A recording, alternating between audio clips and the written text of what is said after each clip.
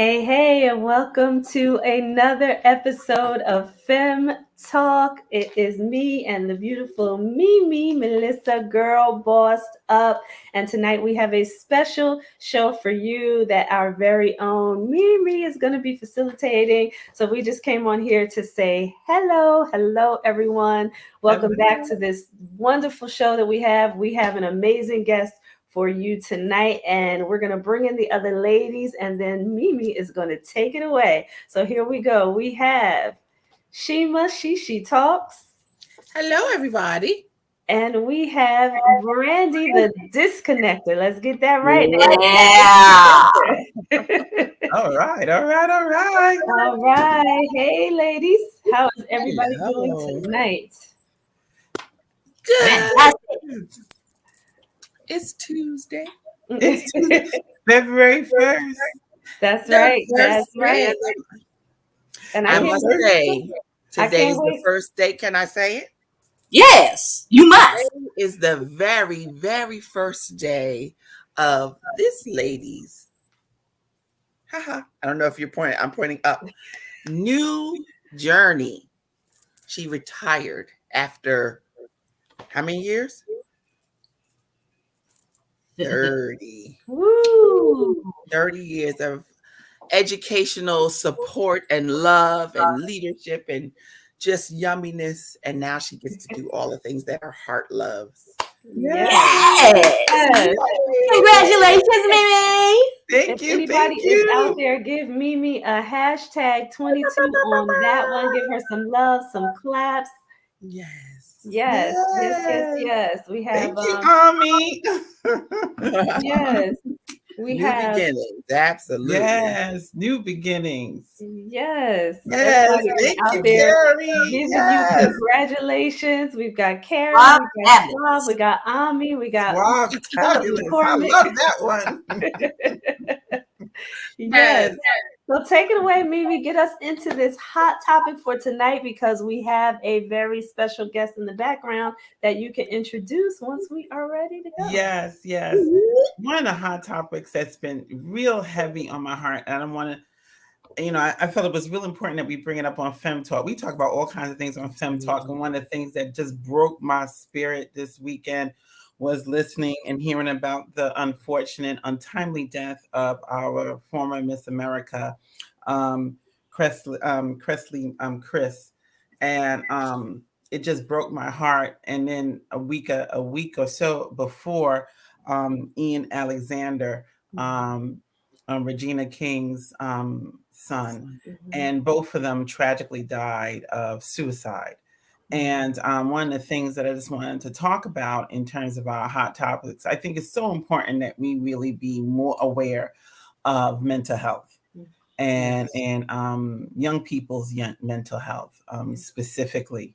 One of the things that I did some research on recently was that a lot of times mental health and mental disease comes to its peak in its 20s. So you see a lot more people struggling with it. It not that they don't know about it prior, but it really comes to a peak in regards to now they're on their own. They're trying to create a career. They're trying to create identify who they are. And all of those pressures of life really comes to a head in their 20s. And I actually read Chris, she actually did op-ed a few months, actually a couple of years ago. And she talked about the pain of being who she was. And even when she won Miss America, how people treated her, how what they said about her, and how they just did not, they didn't give her the love she thought she would get, that she had the crown. They talked about her body image. They talked about her color, her hair, her age. And she dreaded turning 30. She dreaded it. It was something that was very evident in her letter that she wrote when she was 28, that 30 was a big, was going to be a struggle for her. And unfortunately, her last words to everyone was, "I hope this brings you peace." talking about the people that really tormented her. And I just, it just broke my heart to even read that. But I wanted to ask you guys, what do you, what are some of the thoughts you had in terms of her death and, Regina King's son, Mhm. or even somebody you know? What are some of the thoughts you have around that? I'm going to go to Tracy and then Shima, then Brandy. Um, Really, it's just tough when you think about it because you just don't know what people are going through. Right, And especially when you have people that maybe just internalize things and they don't want to communicate whatever it is that they're suffering with.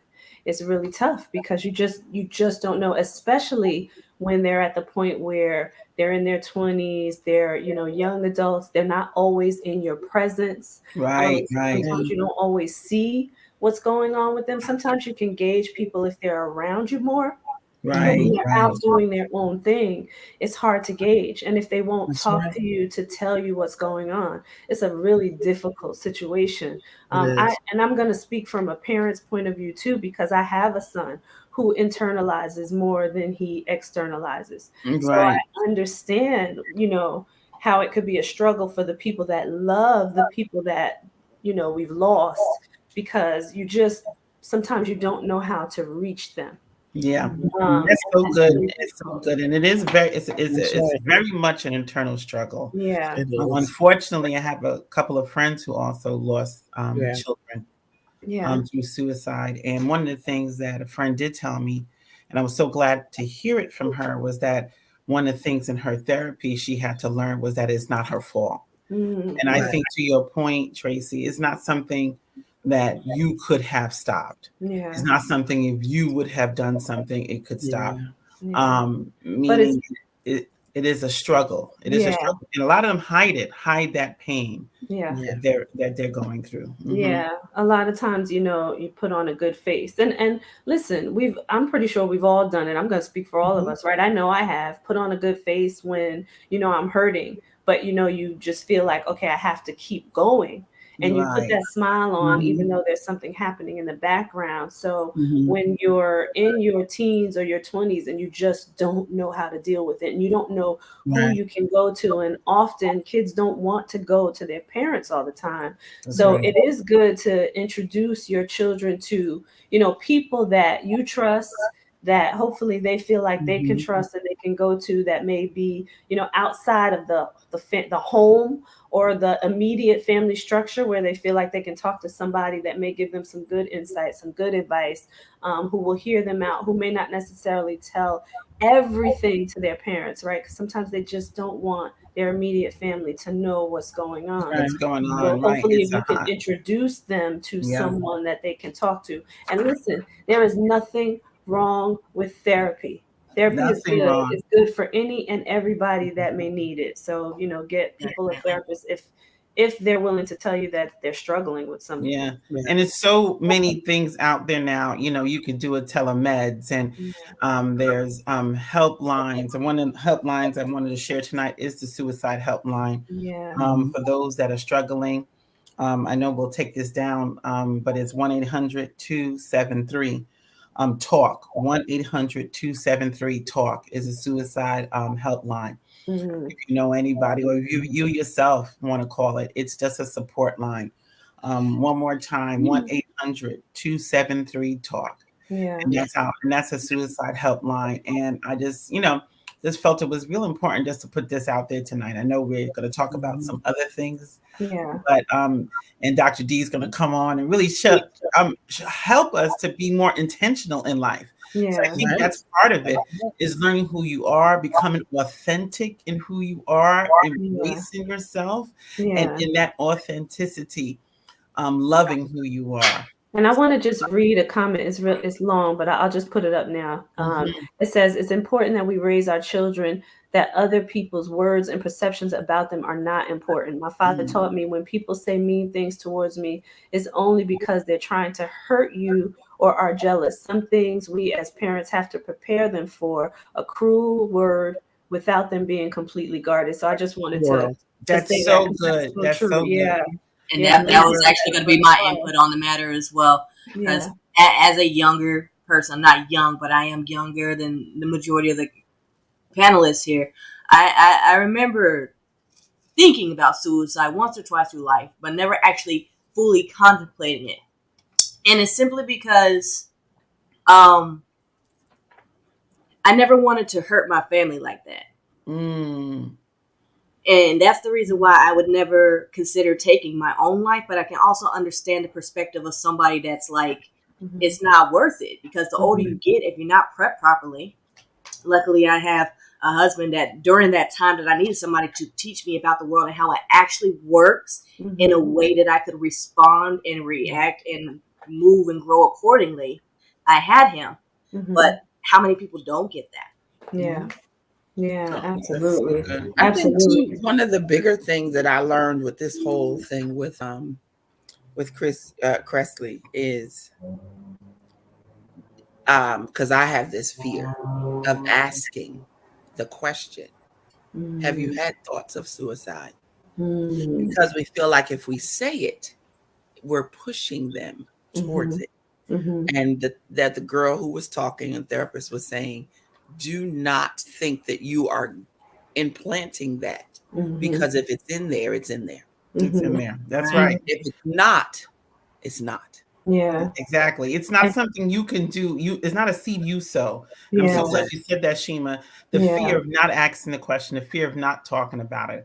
I remember when my children, who are both in their 20s, and I remember when our first unfortunate incident of suicide that somebody we knew happened, I immediately called them and I asked them, "How are you feeling? What are you doing? What kind of help do you need?" And I'm glad to say both of them, have reached out and sought help on different levels, but sought help for their own selves to deal with their own struggles. Yeah. Especially, we want to, we keep on mentioning COVID, but COVID did put a light on mental health. Mm-hmm. And out of bad things, good things come out. And I think one of the good things that's happening is that mental health has become a conversation now. It's not a taboo. You can talk about it. You can seek help and not feel like you're an outsider or somebody that's not, ooh, if somebody finds out. Now it's kind of Right, like it's becoming taboo. normalized. Exactly. Mhm. That Yeah. everybody, and listen to me out there, everybody struggles with something. Yeah. Everybody struggles with something, and it's so important that you find your inner person and how to deal with that inner person in regards to if it's through spiritual awareness, if it's through mental health, going to a therapist, if it's different apps. They have apps now that can bring, a lot of children are experiencing anxiety, high levels of anxiety now because of different things. And you I can. have a different perspective on that. Actually, I believe a lot of these children are experiencing high levels of anxiety because they were around their parents who experience anxiety on a regular basis That for a is long period of time for the last year and a half or so. And so absolutely. usually they can get it off of them because they're around other kids that are carefree. Yeah. But when you're home with your parents and your parents are constantly worrying about this, that, and the other, of course it's going to rub off on Yeah, you. yeah, Little kids, in fact, all of us are energy beings. We can That- feed, we that's can It's right. feed off transferred. of or Right. feed That's into exactly. anybody. Yeah. That's That's right. right. Our We have energy to. matters. That's right. It really Yeah, does. absolutely. And I think this is something that we need to discuss on its own, right? Because, Part and of we a always whole. get into this, Every hot but it definitely is something that we need to Topics are discuss on always its so own, hot. especially I know, especially during this time period, right? So let's Mimi, can you introduce our wonderful guest? Yes, yes, yes. Yes, and then we're And gonna we do a definitely, commercial, and then we'll bring her in. absolutely, and we definitely will pick this up in another show. Yeah. But I want to introduce um, one of my most favorite people in the world, Dr. Deidre Anderson. She is the owner and CEO of Trailblazers.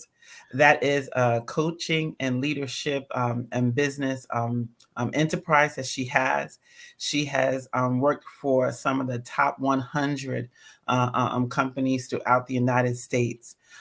She teaches on leadership and team building.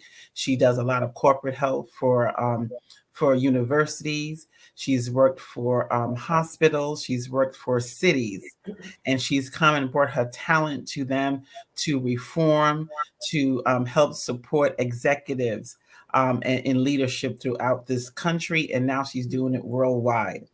She's also in charge of Dr. D's tribe that is Yes. also with Women Empowered. She is a 7-time author and just an overall wonderful person. That's right, That's right. 7. Of one her of her own books. books CEO of Me, and I can go on and on. I have about 5 of them. So but she is about to come on, and I know y'all are gonna be taken to another level when she Yes. comes after our commercial. Yes. So I want to show this commercial because she is the woman, the visionary behind this mission. So here we go.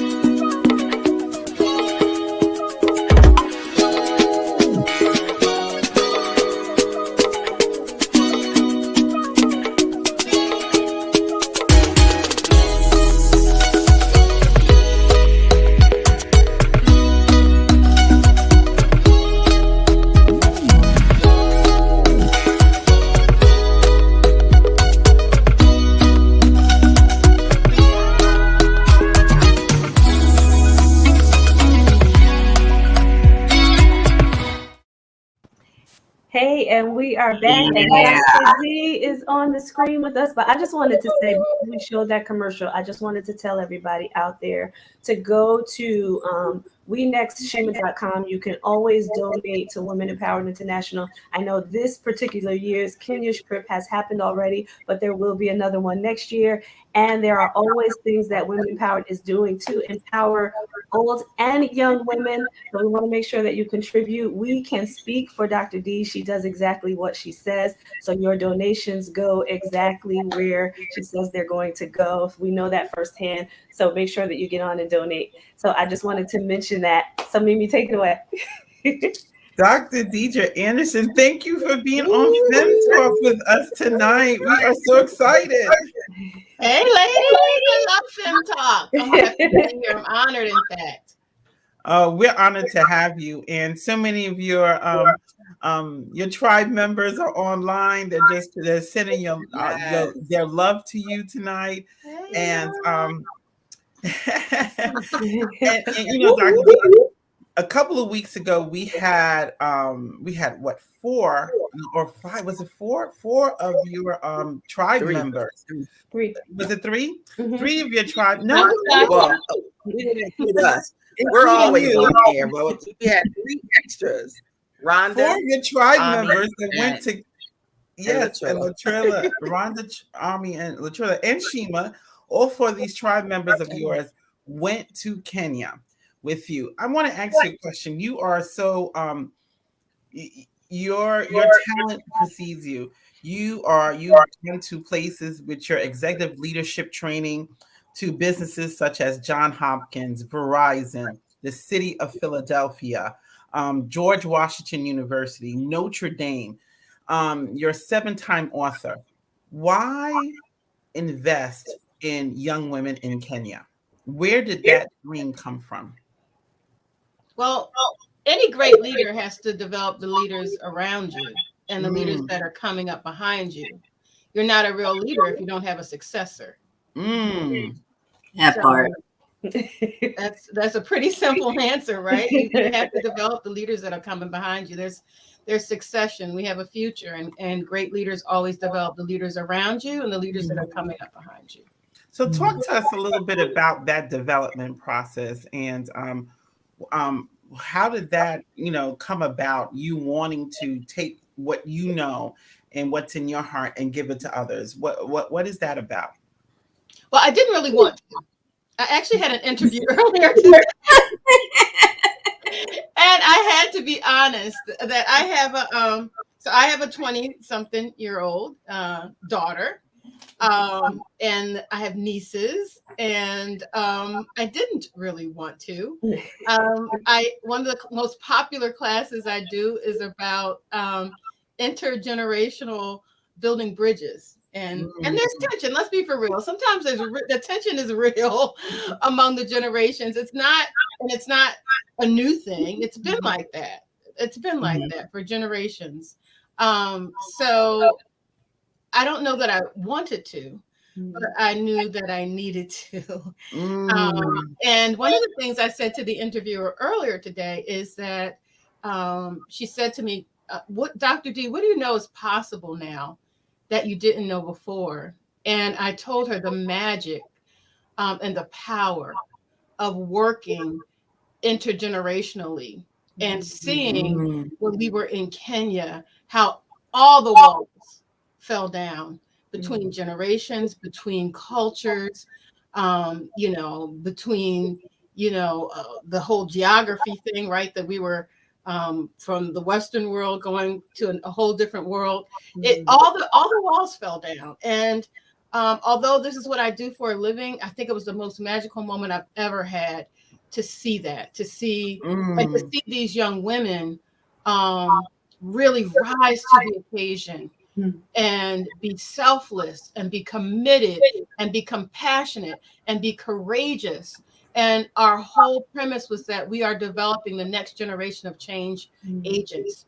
And to see them not just aspire to that, but to become that was amazing. And I stood corrected on so many levels. And I want to be transparent about that. People on the back end, they're always, "Oh, yes, I know this is going to be amazing. And oh, yeah, I just had a passion to do it." Liar. Sometimes you do what you do because you need to do it. It was required of me. But on the other end of it, not only do I believe that every young woman, whether here or in Kenya, has become better. I've become better. The mentors have become better. We've all changed because of it. So I want to make that clear that as leaders, we're not always stepping into something that we can fully see or fully embrace. But when you feel that pull, I don't want to get too spiritual on you, but God equips you to do what He's called you to do. And when you feel that pull, although it looks big and although it looks scary, something within you will also rise to the occasion. I'm glad you said that. And one of the things that I know I've experienced is in walking into certain spaces, I thought I knew what I was going to do until I got there and I was totally overtaken by the situation. Can you tell us, what did you learn that you were so surprised to learn from these women? I learned that the next generation of leaders, like all of us, there's so much more than the stereotype that many of us have in our minds. There's so much more multidimensional than that. They're so I think just vibrant and passionate, and there's a fire always. I think in the younger generation that we sometimes forget about and sometimes extinguish. I was listening to some of the things you were saying before I came on stage, right? That sometimes there's that light that we forget to acknowledge that all of us needs to know is within us. And so I think that I learned about that light firsthand. And even that light, when I say it's vibrant, right? It's multidimensional. Not everybody's light is the same. But to see all of those vibrant colors, if you will, come together in one place for one occasion was amazing. So I learned in the power of community that transcends so many things, Yeah. including those barriers that we sometimes create in our minds. I'm not saying that the struggle's not real. Right. I have a 20-something. I love her. Yeah. Power. She's power and fire. Yeah. But sometimes I work her nerves. Sometimes she works mine. That's just I have a question for you, because you were talking about that multi-dimensional light. Like, how do you foster? What are your suggestions on fostering the individual light within the different women? well, first of all, there has to be acceptance of people. That's right. So often we don't. We say we do, but we don't. Mm-hmm. Accept people, their differences. I'm a big believer in being around people who are different, who believe differently, being exposed to different ways of thinking, Mm-hmm. because it pushes you. And you come out of it, if you're open, Mm-hmm. you come out of it changed, and you come out of it thinking a little bit differently. So first of all, being willing to embrace people, like genuinely, authentically embrace people. Because I believe in that. Authenticity is the first thing that I believe in. Mm-hmm. And if we want people to be authentic, then we've got to allow people to be vulnerable and show their faults. And we've got to be willing to show ours. So I think that there's an embracing of people that you have to do with where they are. And when you embrace people where they are and you find the vibrancy in them, despite the flaws, which we all have, Mm-hmm. then it allows people to really shine brightly where they are. And then when you allow me to shine brightly where I am, that's when you begin to see all those dimensions. And when I talk about boldness, I'm not just talking about I'm bold, I speak up. I'm talking about now vibrancy. I'm talking about the ability to really shine in my own uniqueness. So an acceptance allows people to shine. And when you allow me to authentically shine, then there's my contribution that I make. Yeah. So the environment that we foster, I think, is so important, where people are accepted where they are. Now, don't get me wrong. I accept you where you are, but I expect more of you. I expect more of myself, because there's always more in us. Oh, That doesn't mean I don't embrace you yeah. as you are too. I'm sorry. I have one more question. I'm sorry. I just have one more question, because when we were talking about the hot topic, and do you think that, being able to accept people where they are for their authentic selves, that would alleviate or eliminate some of the struggles that they may be having, some of the struggles that some of those young people who took their own lives, that would eliminate some of that? Yeah, I think suicide is a very complex, multifaceted topic. So I want to be careful how I answer that. Yeah. Because so much of that struggle is,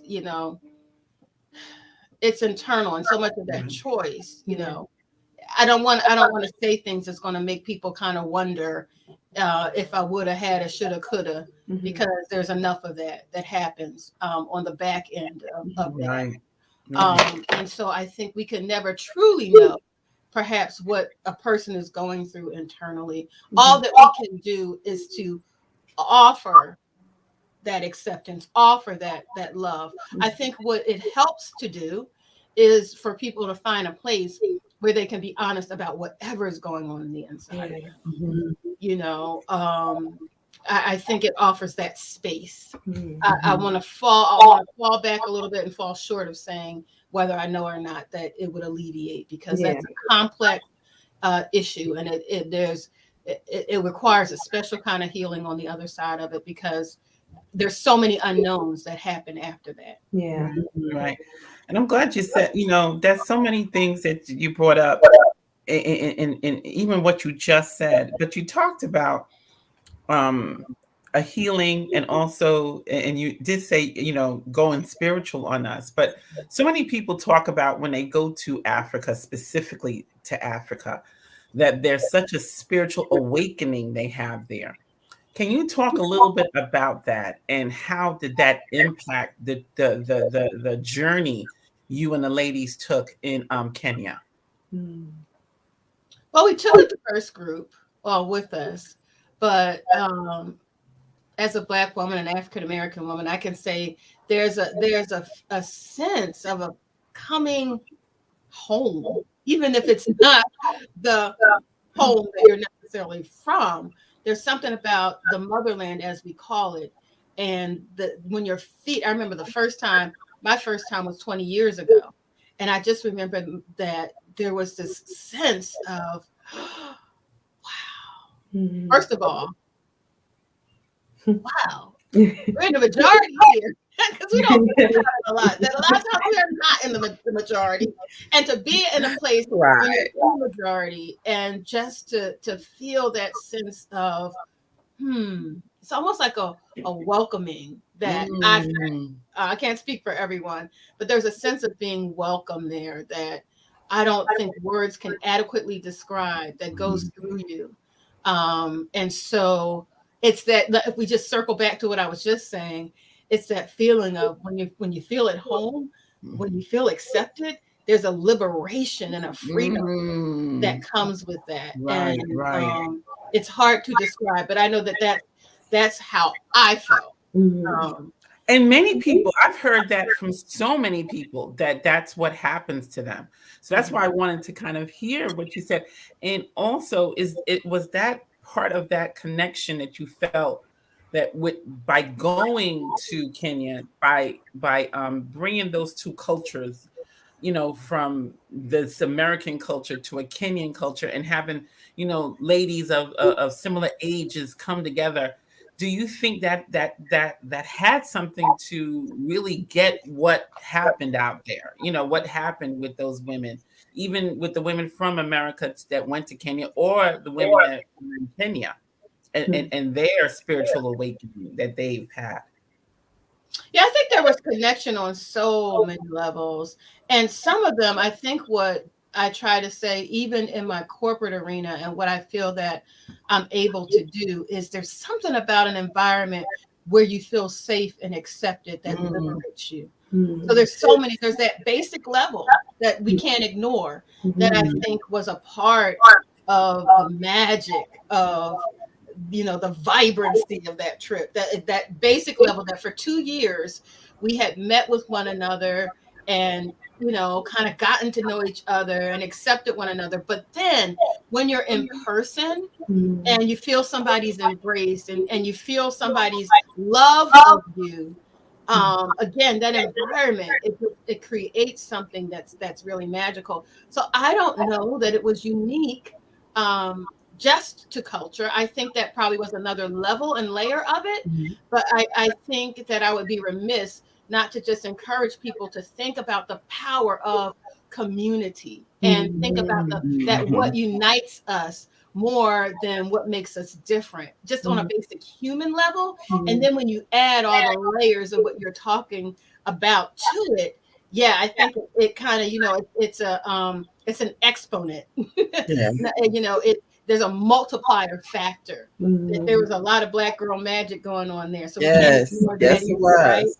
But I love that. Yes. I think that there were so many levels. I'm glad you said black girl magic. We both say the same thing. I know. And Sheila, one of the things, because I see your excitement and your bubbling and you're bubbling over. And tell us a little bit of what you saw through Dr. D. I know being around her, sometimes we see things through her because of how she approaches these environments she puts us in. Yeah. Tell us a little bit about your experience and how you saw her kind of navigate through it. Well, like she said, she didn't want to get spiritual, but we all know her. It precedes her wherever she goes. So we came in expecting, because we are so used to her, expecting something magical. And it did not let us down. Right.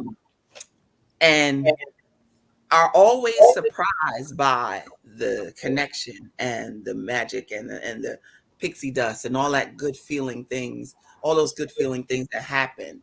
And like she said, those women there, the women we brought, our mentees, absolutely amazing. Knocked it out of the park. There was an instant connection. And then, that kind of leads me to my question that I was thinking this whole time, because Dr. D, you say all the time about giving the people a safe space. And your connection with each one of us was created from creating a safe space.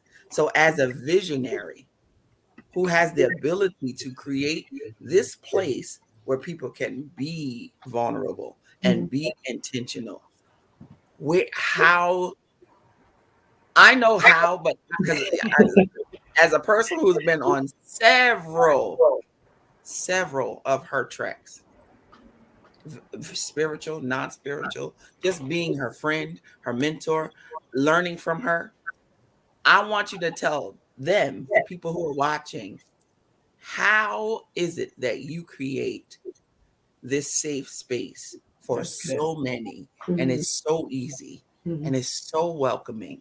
I don't think it's easy. Good. I think it's like, Not for I think you. it's like anything else that someone is gifted to do. You make it look easy, You make it but I look don't easy. think it's necessarily easy. I think it Well, begins I with should say, leadership. I'm Everything sorry, I rises want and to cut falls on you off. I'm leadership. thinking easy for us to join or embrace. Maybe Well, that's it's the easy. because it starts with leadership. It starts with an authentic humility that people recognize and are able to access your flaws, right? So I never try to pretend like I'm not flawed. Um, and that vulnerability invites vulnerability from others. So authenticity has to, it has to be preceded by vulnerability. There was a book years ago that a guy, Jim Collins, wrote called Good to Great. And I was always fascinated by it because he talked about presidents at some major corporations, and he set out to find out what made great corporations great, that stayed great. Not that just were like kind of, overnight successes that fell, like great corporations that stayed great. And what he discovered was that at the helm of these huge corporations were very humble leaders. And so people were enthralled with their leadership because they were brilliant, but they were humble. Yes. They were Good. smart businessmen and women, but they were humble, which meant they were accessible, which meant they were real. And there was something about that made people want to follow them, but also it made them feel that through following them, they got something out of it. People don't care how much you know until they know how much you care. There was an Okay. there was an authenticity. There was a sense of caring, and that by me signing up for this mission, I'm developing myself. Yes. Um, I'm growing myself. I'm becoming better myself. And there's so much self-centeredness in the world. I was so sad. Like all of 2020, I was so sad because we had the worst example of leadership that I've ever seen in my whole life. It was self-centered. It was deceptive. It was all about me. And it was greedy. It was opposite of everything I believe a great leader is. A great leader is humble. A great leader is generous. A great leader is compassionate and loving. You make a decision and make tough decisions when you have to. You don't have to be liked by everybody. That's not what I'm saying.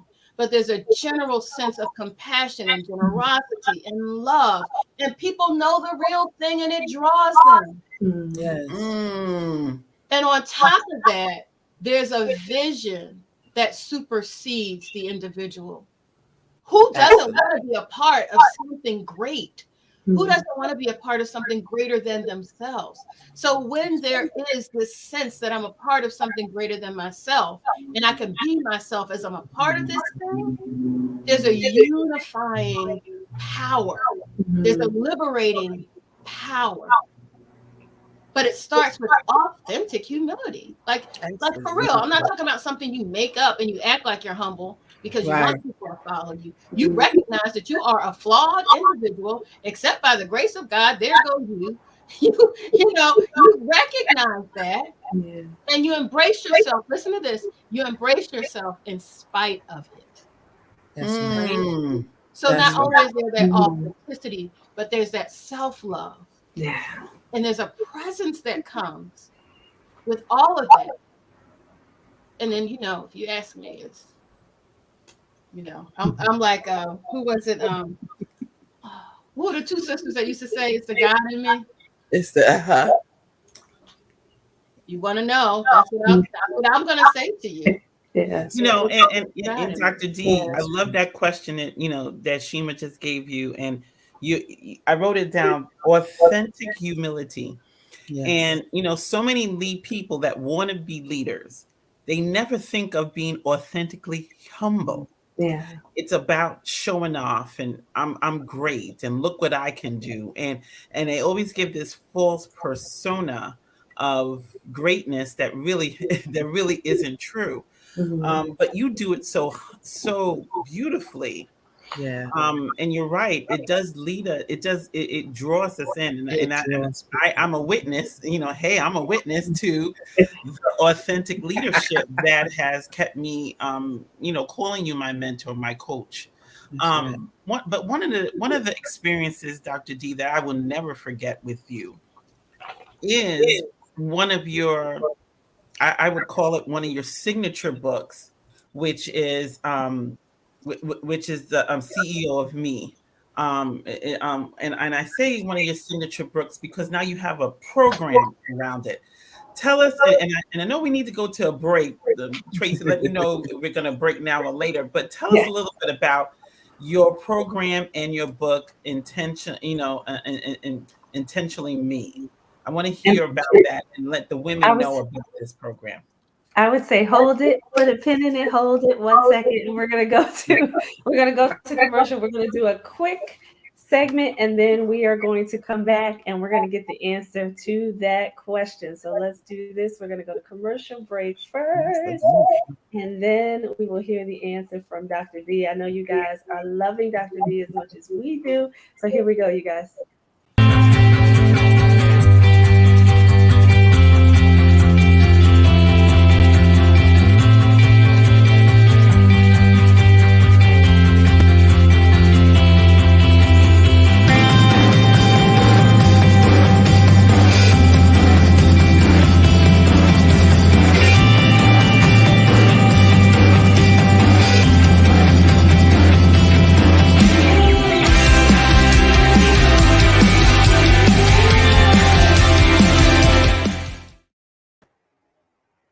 Hey, hey, everybody. Here we go.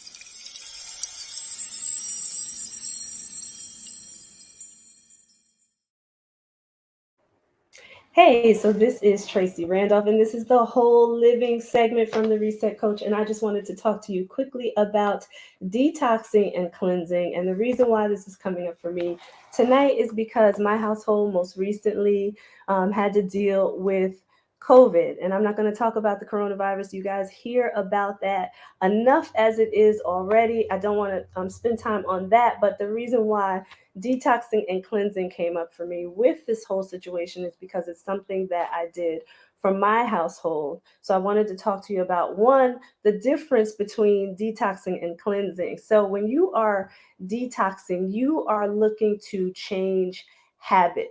And that just means that you're looking to change the habits that you have in terms of what you consume, what you ingest, or what you absorb. It's not always just food. I know people think about detoxing and they think about the food, but it's everything that affects you, what's in your environment, what you are absorbing, what you're using on your skin. You can detox from everything, not just food. So I wanted to mention that. And then cleansing is what you are releasing. So it's everything that gets compiled in your body that you want to now let out. So it's what you need to release. So when you think about your body and you think about bringing in food, we'll talk about food for a minute. You think about bringing in food. If you're bringing in all of that whole food, it has the good nutrients that you need to build your body, to build your immune system. And once you start to change your habits and change the food that you eat, you allow your body to detox, to put it into a better state to fight off illness. So this is why this became really important for me during this time period and having to deal with the virus. So the cleansing part of it is being able to remove what now has been compiled in your body, one being a virus, two being the things that are collected in your digestive system. And once that moves out, then your body is able to then absorb, because we do absorb the majority of our vitamins and minerals and nutrients through our small intestines. So once you are able to absorb all those good vitamins and nutrients, you put your body into a better state to fight. What it also allows you to do once you start to detox and cleanse it is pH balances your body. And if your body is pH balanced, then you are in a better position to fight, because your cells, if they have more oxygen, they fight illness better. So this is what I wanted to tell you, to make sure that you are doing, whether it be coronavirus, the flu, any other illness, to make sure that you are also detoxing and cleansing to help protect your body. All right, this is Tracy, and this has been your Whole Living segment. If you need to know more about detoxing and cleansing, just reach out to me. Take care.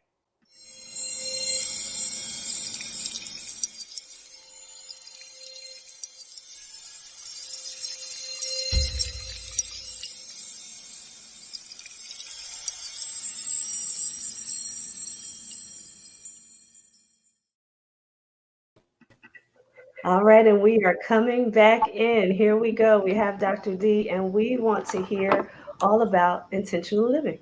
And hey, Dr. D. I asked a question before we left, but before I get there, I told you I forget how the commercial goes. I'm just not I'm a believer. I forget how it goes, but I have all of her books here. This is Launching Me. I You have have written Intentionally right here. I have Time Thieves. I have Impact Leadership. That's right. And I've learned so much from all of these programs, but specifically, I know Intentional Me changed my life. It changed who I am. It really is the reason that today is my first day of retirement, because I was able to learn through this program who I was. Tell us a little bit about that and how you, as Shima put it, allow people to be intentional about their lives. Well, I think for me, this started very personally. I've done strategic planning for businesses for a long time. I've had my own business for over 16 years. And so I've worked with executives for a long time to help them bridge the gap between where they are and where they desire to be. And so I've been doing that for a long time. But oh gosh, many years ago, I lost someone really close to me in a car accident. And actually, we were very close in age. And I was asked to do the sermon at his funeral. And it impacted me very deeply. Um, it made me really, really consider A, how fleeting life is, right? Mhm. That we never have as much time as we think. And then B, I thought as I was preparing, what would people say about me if that were me? If my life were to end right now, what would be my legacy? Mhm. And it set me on a very intentional, deliberate journey to think about the end, um, where I was at that moment, and how I was making my way toward the end I'd like to have. And so I began to apply the principles of strategic planning to life planning, and I created my first life plan. And I use some of the same principles. Because I used to always tell uh, CEOs, you can't, you got to think far out. Vision is not right in front of you. So let's forecast. Let's push this thing out. I don't want you to think about tomorrow. I want you to think about 5 years from now, 10 years from now. And I want you to take me into that moment. And what does it look like? And I use those same principles and applied them to my own life. Mhm. And then backed up and figured out, okay, if this is where I want to be at the end, how do I start living my life today? Because my legacy is what I live day by day. It's too late to start thinking about the legacy you want to live on your deathbed. Right, You got to right. start thinking about the legacy you want to live right now. And by all intents and purposes, you're living out your legacy right now because this moment will never come again. So you Mm. have to have meaningful moments, deliberate days, and that is what leads you to your lasting legacy. So I know a lot of people who are visionaries, or who have vision, or who have dreams, and I really applaud that because you got to be able to see it. I don't know as many people who are visionaries and who can see it, who execute well. And when Mm. you see them again, they can say, okay, I've accomplished this, or I've checked off that, or I've done this thing on my bucket list. Because a lot of dreamers are not good at executing. That's And then good. you have people who are very task oriented who aren't great dreamers. Does that make sense? They're very Yes. into the here and now. Yeah. But to move your life forward requires a combination of the two. It requires that you're able to see, and then that you have the discipline to execute and carry it out. So there's both of those requirements. So I've begun this journey to really help other people recognize what their purpose is. Because even going back to your conversation you had before I came on, I know I'm rewinding to that because it's very important, about people who take their own lives. There's a sense of hopelessness. There's a sense that there's no real thought about tomorrow, because once I end it today, there is no tomorrow. So it's hard for me to be able to see forward into my long-term purpose. So purpose is important, vision is important, but I've got to be able to take that vision and then bring it down to where I'm living today, so that I'm walking it out step by step. I'm walking each day that I walk out, I'm walking towards that vision that I have. That's good. That's good. So That's good. that's And really a big part of my mission. It really is. and you talk. Everything I do, I'm doing it so people know that they're living their lives on purpose, with purpose, and that they're not just saying it, but they're doing the doggone thing. They're actually living it out. There you go. And one of my favorite scriptures talk about spirituality is write the vision down and make it plain in Habakkuk. And it talks about writing vision down. And I don't think people get it. And I've heard people say, oh, this is cliche. And, oh, you're doing a vision board. And, oh, like kind of make a lot of real fluffy. But it's the total opposite, meaning that when you write these things down, when you document what you want to see happen, the power we talked earlier about energy, the energy you put forth to propel or project that thing into the atmosphere so that it can happen is total amazement. And I think people don't take it serious enough to see things happen. And I know when I went through this program, because I think that's what people feel. I was in my late 40s when I first met you. And I remember when I met you, I was like, I want to, do something. I know I'm busy. I know I'm working. I know I'm accomplishing things, but I feel lost. And I didn't even know what that feeling was about until I started writing down my vision. And then the light bulb went off. And every day became different. And I think that's how so many people feel. And that journey, you talked about journey. Tell us a little bit about what is the journey you take people on, because I think people are like, okay, what's she talking about? What is that journey? Like what do you pull out of people? Well, I wanted to say really quickly, because as you were talking, I was thinking about how important it is to have the vision. And I do life mapping, but I keep symbols all around me. I have this, I don't know if you can see this is an acorn. And a few years ago, I went to a conference, and the person who was speaking talked about dreams and how they're in seed form, and how the acorn doesn't look anything like the tree that it produces, but it's so important because it's an incubator.